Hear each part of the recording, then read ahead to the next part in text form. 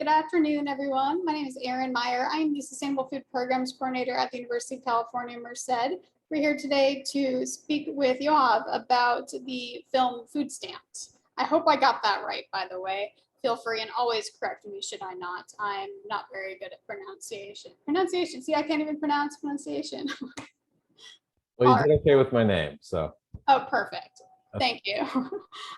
So yeah, we are here to talk about Food Stamped. It is an excellent documentary. I would love for there to be a follow-up, but we can talk about that shortly.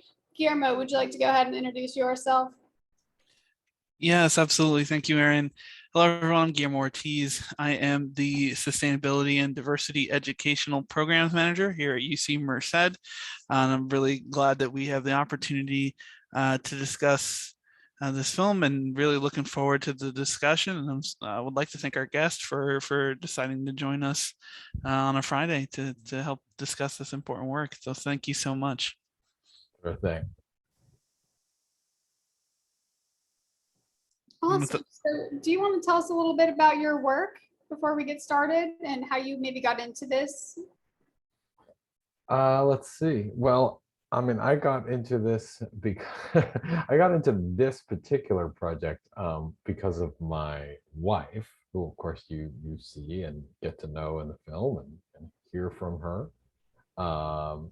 She is the one who has a kind of stronger nutrition orientation than I do. She got her master's in community health education.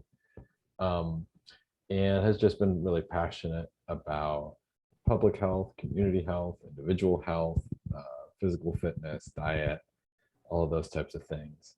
So she was the one who really started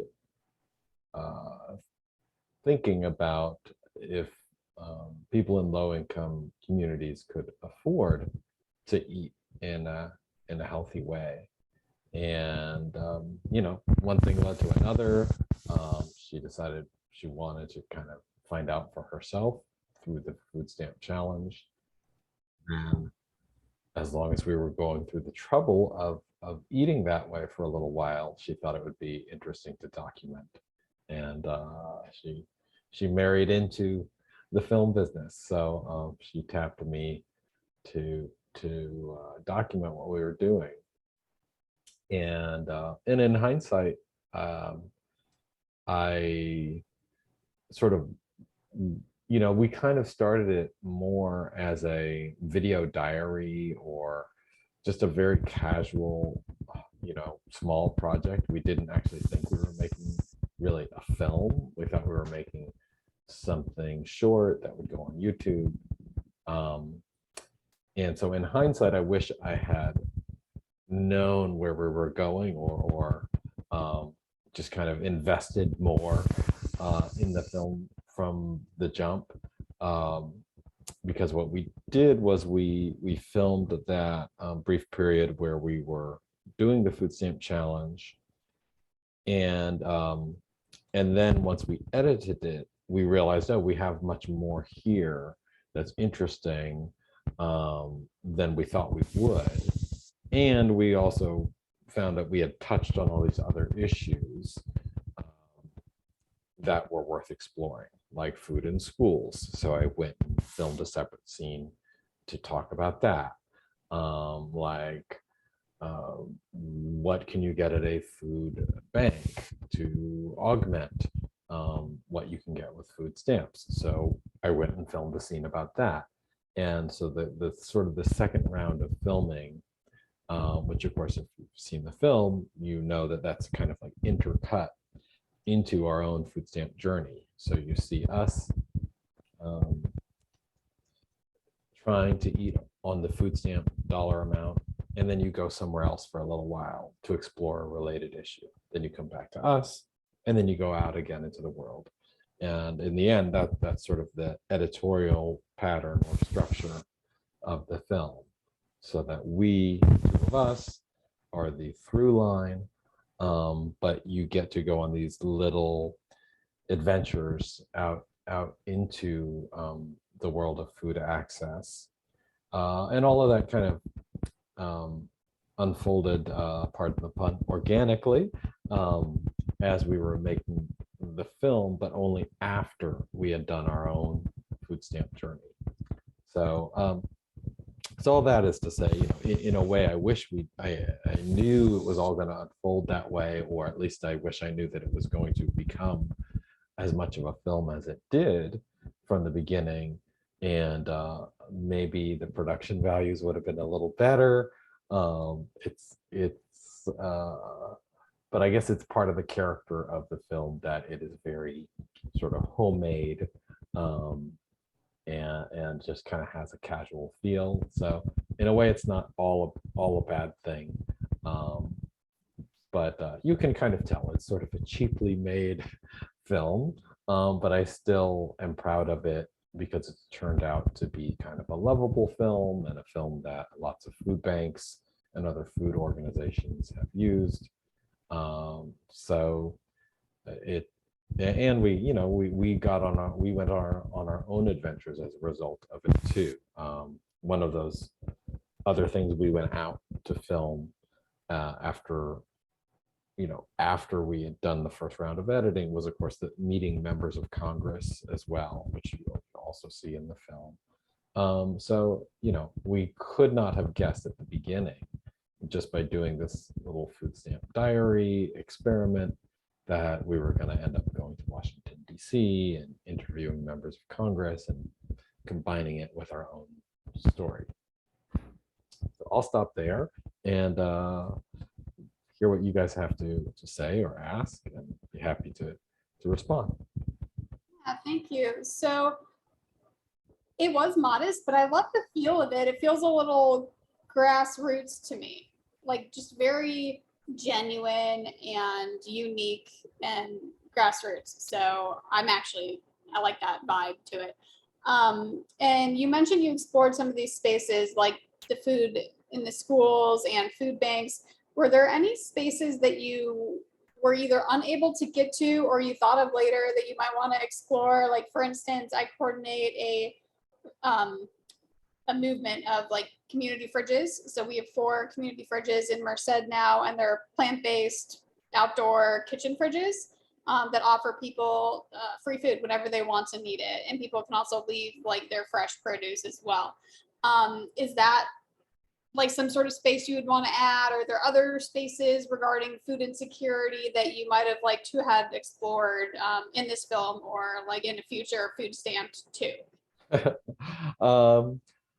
I think in a way, once you kind of get into a topic, it's very easy to keep adding more and more and more things that you could include, and I am experiencing that even with another film I'm making right now. That's not a food film, though there is a food film I'm making. I have 3 films I'm making right now, so I can tell you a little bit about those in a minute. Especially one of them is a food film, so that one in particular we can discuss in a moment. But I think that with this film, we sort of made a list of what felt most important and most connected to the issues we were bringing up.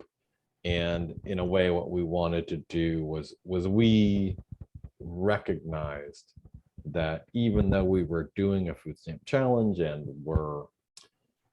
part of our point was to show, hey, this is not easy. But we also wanted to acknowledge, and to understand, we were coming at this with lots of advantages. My wife is a great cook and a nutrition educator, so she has a lot of knowledge that she's coming into it with.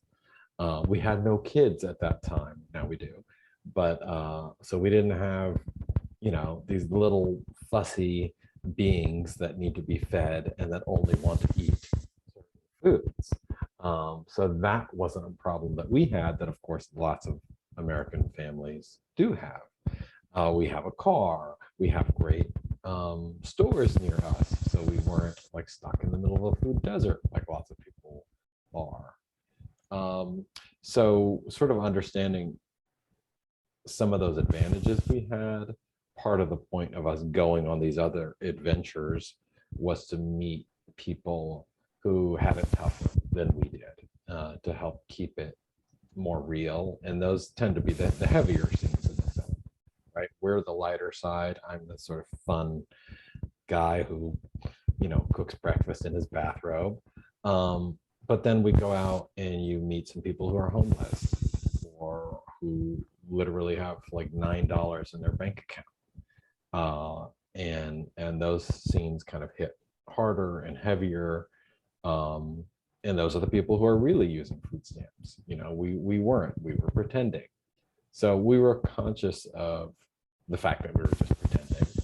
And we didn't want to make light of things too much. We wanted to have fun and be playful, but at the same time, address a real issue. And I think the things we did include, it really felt like we hit the main issues that we felt we needed to hit. Of course, you could find more things to try to, add, but I think we hit the main topics we needed to, and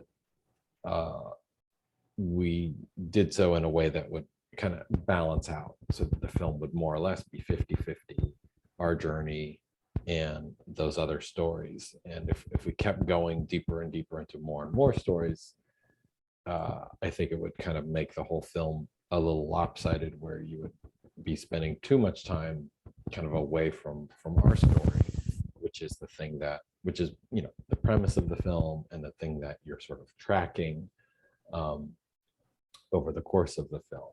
We start on day one, and then we end on the final day of our journey, and all those other adventures that we film. Of course, those were all filmed later, but they're woven in to our journey, almost as if we were, doing those things while we were doing the food stamp experiment. But, newsflash from movie land, that's not how it works. Things were filmed later and edited in. So that's just kind of part of how the sausage gets made, if you'll let me use that expression. I love all of your food puns, and by that I mean olive, as in the olive. Got it. You mentioned kids and everything, and it just makes me think right now of the formula crisis for infant formula. And this isn't a question, I'm just kind of taken aback by how parents must be feeling right now, trying to find food for their infants. And people on food stamps must be feeling similar ways some days. One of my questions, someone called me yesterday, and a lot more people actually have been calling me lately looking for free food, of course, with the pandemic and inflation and everything. And he mentioned to me that his food stamps had just been cut to $20 a month. And, I gave him some resources, but I wanted to ask you, how would you have handled that conversation? What would you have told him to help stretch that $20? Besides me saying, go watch this film. I think with anyone trying to stretch their food dollars, I think what we found is there's kind of this maybe balance or scale, you could think of it. It's an easy way to visualize it, where on the one hand, there's the money that you put in, and on the other hand, there's time. If you're willing to buy in bulk and buy dried lentils and dried beans and dried rice, and then put in the time to cook all those foods, you can make your food dollars go further without much money, right? But that's not very convenient for a lot of people. And if someone's working 2 jobs, or someone's disabled and maybe not working, but has challenges in terms of what they can prepare for themselves, that might not be realistic. Or just you're you're just busy and you have children and this and that, it's hard to invest the time in order to make your dollars go far in a healthy way. It's easy to make your dollars go far in a not healthy way, because in this country we have lots of convenient packaged cheap foods, and that's part of why as a country we are as obese as we are, and why we have so many health related problems. So that's the conundrum, and to some extent that's advice. It can be interpreted as advice. Those are good techniques for making your food dollars go far, but it's just not always practical for everyone. Or even if it is maybe practical, it does require kind of changing your own mindset around food and around how you purchase and how you prepare. And you have to maybe let go of the idea that you can whip through your meals quickly, and be willing to put in more time and effort in order to eat healthy and on a budget at the same time. Awesome, thank you. And there is a question in the chat. So I was glad to see your interview with the gentleman who lost his 20-odd-year job. I see that so much right now. What do you suggest for local or federal government to address this problem, especially concerning food aid?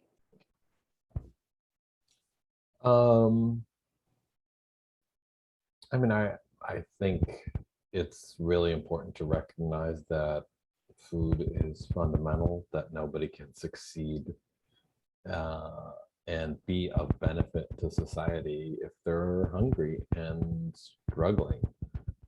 That's why it's been, I guess, gratifying or satisfying in a way to see, like during COVID, at least here where I live, the schools switched their lunch programs up to just make it free for everybody. And not kind of have that added layer of possibly shame for some people that you're doing school lunch or you're not doing school lunch, and to just remove the financial burden for everybody. So there's not this question of, do you qualify for free or reduced lunch? It's just all the kids qualify. They all can have it, or they can all bring their own lunch if they want to. And I think just looking at food access more in that way, in a way, it's a shame that it took COVID to change our local school district's mindset around food, and making it more accessible. So, supporting programs like free and reduced lunch for all, for kids, or food banks and their capacity to give people free food that's healthy. So supporting those investments that food banks need to be able to deliver fresh and healthy food, which means they need large refrigeration units. Not all of them have those giant walk-in refrigerators like the one we visited in Oakland. Many are limited to just canned and dried goods only, and again, that's harder. It's harder to deliver fresh and healthy food that way. It can be harder to get away from like strictly packaged, long shelf life foods, some of which are healthy, but many of which are not. So just enabling the programs that already exist to have greater capacity. I think that's probably a good strategy, so they can serve more people, and they can serve more people better. And I think it's an investment. It's worth making and worth viewing it as an investment in our citizens and people who live in the United States. That no one is going to be a successful worker. Kids are not going to do well in school etc., if they are malnourished, if they are hungry. So providing people with food access helps them concentrate, helps them succeed. It's good for society as a whole. Absolutely. All right. So again, feel free and put any questions you might have in the chat, or you can raise your hand. I would love to hear about those other films you mentioned. Sure. I'll mention them all. I'll say, first of all, I'll say there's another film I've made that is done and out there in the world. There's the poster for it behind me, called Crime After Crime. So that one you guys can watch. It's on Amazon. I believe you can rent it for like $1 or buy it for a few more. And that's something that premiered at Sundance and is about one woman's legal battle to be released from prison after a wrongful life sentence. So that's a film that I've made that's done. Then the 3 that I'm working on now, I'll start with the one that's food related. I've been tracking for a bunch of years an effort to open and sustain a grocery store in West Oakland, which for 42 years was a food desert. And so I kind of followed the tumultuous journey of mainly the one person who made it his life's mission to open a grocery store there and kind of end the food desert problem there. And then once the store was opened, it had a lot of growing pains and problems, and then COVID hit. So there's sort of like more obstacles and dramas that this store had to go through. So not totally sure what that film will be called. For now, I've been calling it The Store, which is pretty simple. I may go with the title Bread Lining, which is kind of a play on the word phrase redlining, which, if you don't know, redlining is historically this economic practice of isolating certain communities, mainly Black and brown communities, and where banks and other financial institutions and governments would essentially say, oh, and then they would literally draw a red line on the map and say, okay, the Black people are going to live over there, and we're not going to lend money over there, and we're not going to, build our businesses over there. We're just going to kind of make that the poor Black part of town, and we'll invest anywhere outside of those areas. So that's what redlining is. And of course, West Oakland was redlined historically. And then one of the things that happened when the store finally opened in West Oakland in the last few years was that the founder of the store couldn't get their orders filled, like even for stuff as simple as bread. And the wholesalers would say, sorry, you're not on our route. Sorry, we don't service that area. We service Berkeley to the north of you, and we service, San Francisco to the west of you.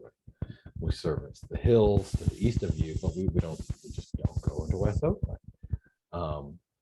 So we called that redlining, because it was like redlining all over again.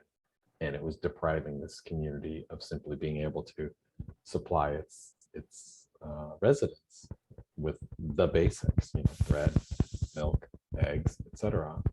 And this was, he wasn't asking for a donation. He wasn't asking for even paying for this food on credit or anything. He was saying, like, just have a truck come by, drop off the bread. We will pay you, the wholesale price, cash on delivery.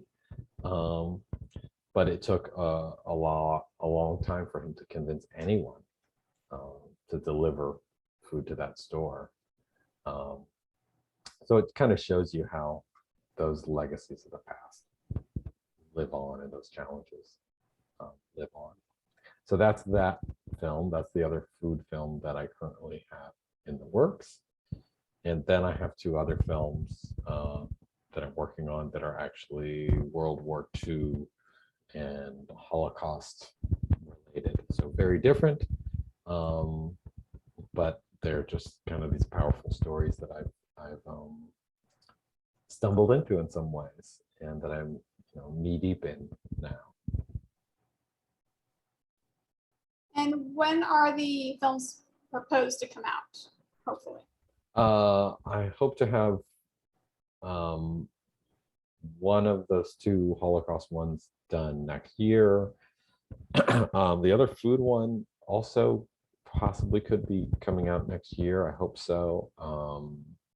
We actually just showed a version of it, and it's probably a much shorter version than it will be in the end. But last night, for the first time, got a sense of people's reactions and things, and asked them to donate as well to support making that film, which is something that we also did with Food Stamp and have done on multiple projects. Is I like to, as I'm working on something, give people a sneak peek, a small group of people a sneak peek. It's informative for me, and see where people laugh or see where they sort of hold their breath. And I use that also as an opportunity to ask them for their written feedback and invite them to make a donation. We did that several times with Food Stamp, and it was very much film. It was, I think the first time we showed it, we didn't have any of those extra scenes that I talked about. It really was just our sort of Food Stamp diary. And that getting that input and hearing people ask questions, well, what about food in schools, and what about this, and what about that, is what motivated us to go out there and shoot those other scenes. And at one of those screenings, it was really cool. We were trying to raise enough money to go to Washington, D.C.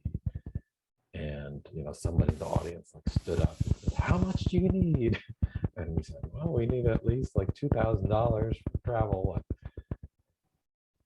Said, "I'll give you 1,000," and somebody else said, "I'll give you the other 1,000." So it was very exciting. It was like an auction,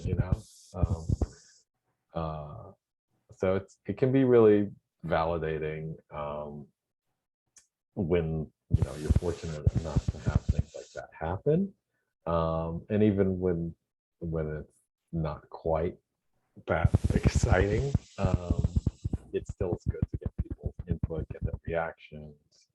On this film, Crime After Crime, I've got notes from people about just kind of a dynamic in the film that was confusing. So seeing enough people write that they were confused by a specific thing let me know, okay, I need to make a scene that really clarifies. People were confused about just the legal mechanism, how does she actually get out of prison? How does it work with the courts and parole and this and that? So I went out and filmed a scene where one of our lawyers in the film is just a really great personality who literally stood in front of him, shows you here she is in prison, here's where the court is, we could go this way, we could do this, we file this kind of petition, or we could go this way. And he just made it super clear, and he was able to do it in an entertaining enough way because he's kind of a dynamic character. And then when I showed that, and I did another test screening, people loved that scene. So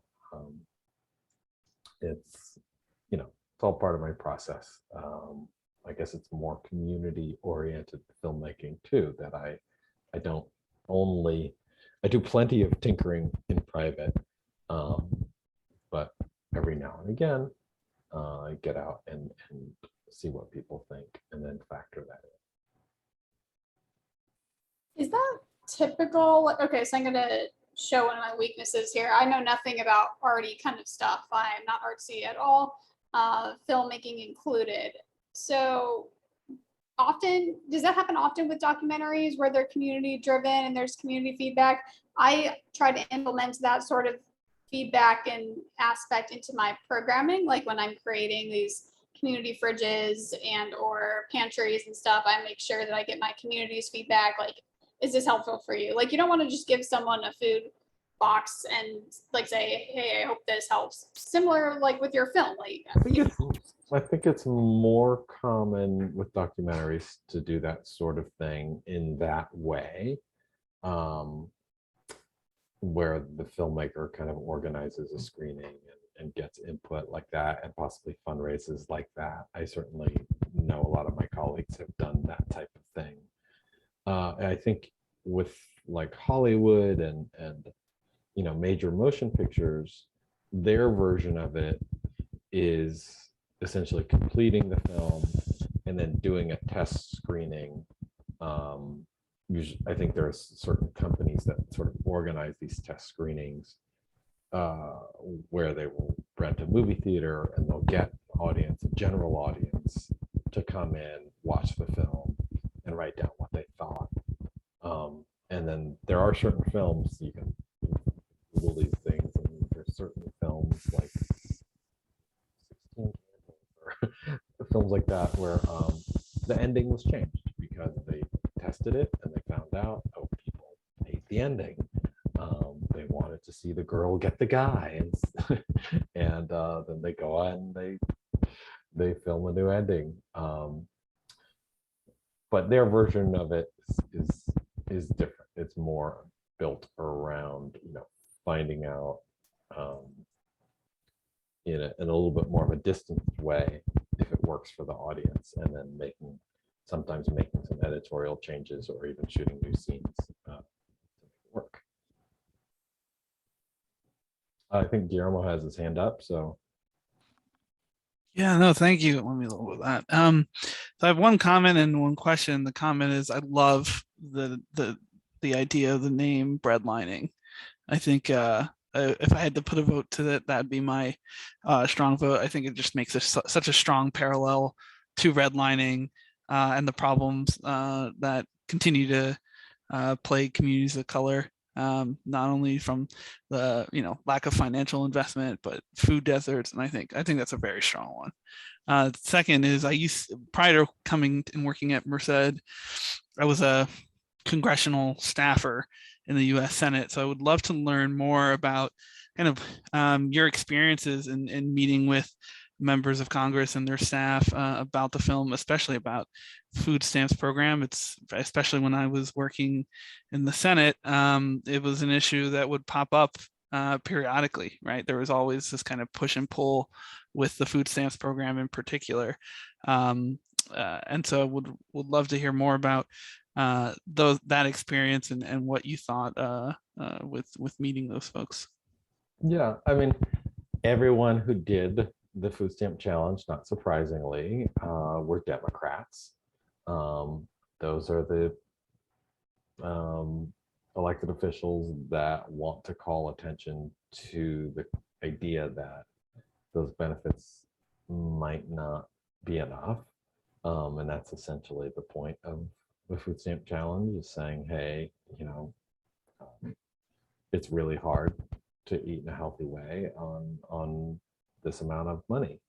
So they were all,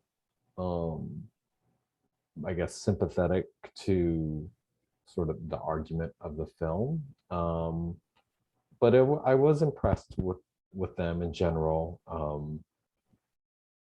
I think like Tim Ryan in particular, who's running for Senate now, by the way, in a swing state, that they had really kind of paid attention to this issue and were aware of some of the alternative solutions, even things that seem more like grassrootsy, like I remember Tim Ryan talking about rooftop gardens. We need more of those, and things like that. I was like, hey, check you out. I thought that was impressive that he even had heard of such a thing. Unfortunately, on the other side of the political aisle, while I'm sure there are plenty of uh, Republican voters who are low income, who use food stamps, there's not a lot of sympathy for the program among their representatives. I think that um, I'm trying to remember the name of but when the food program is reauthorized every few years, forgetting the exact name of the bill right now. But when it's reauthorized, it always includes the allocation for what's now called SNAP benefits or food stamps. There's always some debate about how much, with Democrats trying to increase it and Republicans trying to sort of hold the line. And it's also odd that that legislation is really tied in with a lot of the subsidies that we also critique in the film. The massive amounts of money, the billions of dollars of money that our taxpayer dollars go to for supporting, a very small number of crops: corn, rice, soy, wheat, and when it would be healthier if that money was dispersed more broadly and towards making produce more affordable, not just making these grains more affordable. And a lot of those grains are just going towards feeding cattle and trying to keep the cost of meat and dairy down. But in fact, as a whole, our country does not need to eat more meat and dairy. We need to eat more vegetables. So I'm not vegetarian. I eat meat and dairy myself. But in terms of, if you want to try to tweak the dynamics and urge people to eat more vegetables, one way to do that is to try to subsidize what is actually healthy. So yeah, the Farm Bill. Thank you.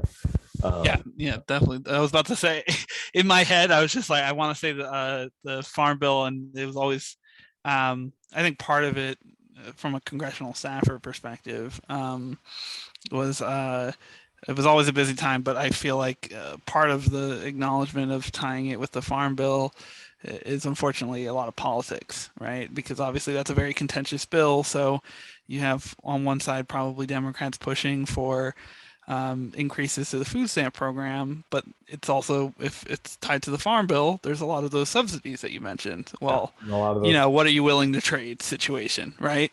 Is usually how that tended to break down on a macro scale. a lot of those grains that I mentioned are grown in red states where that is a big part of their economy, and they want to keep growing that corn and keep that money flowing in. And there's not a lot of openness to the kind of change that I'm suggesting would actually be a greater health benefit to the whole country. So yeah, it's absolutely tied to politics. Yeah, as almost everything in DC.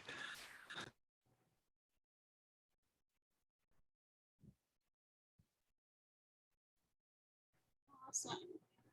Does anyone else have questions? I got a few as well. Just want to make sure there's some space for the folks that are attending.